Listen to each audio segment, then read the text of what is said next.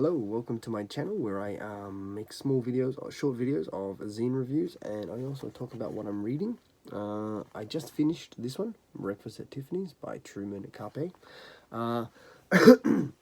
Excuse me, I haven't seen the movie, and I don't think I will ever see the movie, especially after reading the book. I've learned that the book and the movie are very different, and I thoroughly enjoyed the book. And I think the movie would be a complete letdown. The book is it's only a short novella. It's a 100-page novella. Within this book, there are also some short stories. That's why it's a little larger. But yeah, it's beautifully written. It's a beautiful classic literature.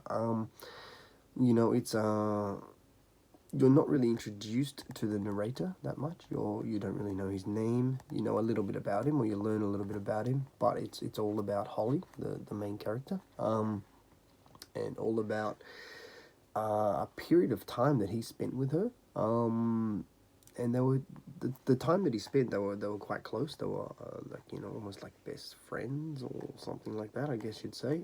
For that short period of time, and it just follows, it follows what she gets up to and what they both get up to. And I really enjoyed it. I think if it was a longer novel, I think, of course, you'd want to know more about the narrator and maybe more about what's sort of going on. But within this short 100 pages, you really get to know. You really get to know Holly, and I guess what makes her think and tick, and I think with a lot of classic literature, often it's timeless, and I think this would fit in that. I think Holly was quite an interesting character. She was very independent. She did, like the way that she got money and stuff. She was sort of like a bit of a call girl, I guess you'd say, but I don't think that didn't really not restrict her, but that was her choices, and she was very deliberate about her choices that she made, and and then when she didn't want to do those things, she would just make a new decision and then just go on with that. So she was a very independent thinker and a very interesting character. Had a lot of interesting things to say, and yeah, so this novella is basically just a told story about that time period.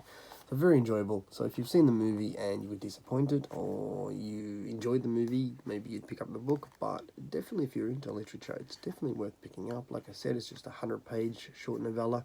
Quick read, a few days, or maybe just an afternoon for you, depending on the amount of time that you read it each day. This took me maybe 3 days, 4 days, just a few. I just read casually through the afternoons and in the mornings. But yeah, very cool. If you've read it, please let me know what you think down below.